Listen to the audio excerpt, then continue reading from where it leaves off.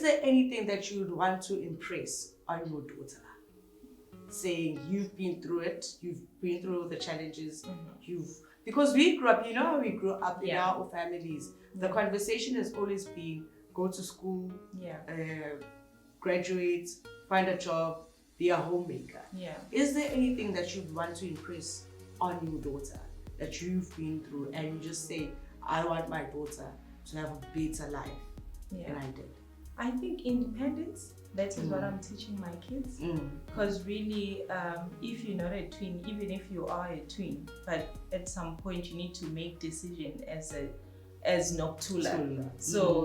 So really, when you have this thing of knowing that you have yourself, only yourself, and you're not depending on another person, that makes you a better person. It makes you a better woman, because really, even if you wake up today and some things are not laid in the table for you, but you'll be able to still make decisions and move forward. So I'll say my daughter just needs to grow and be independent.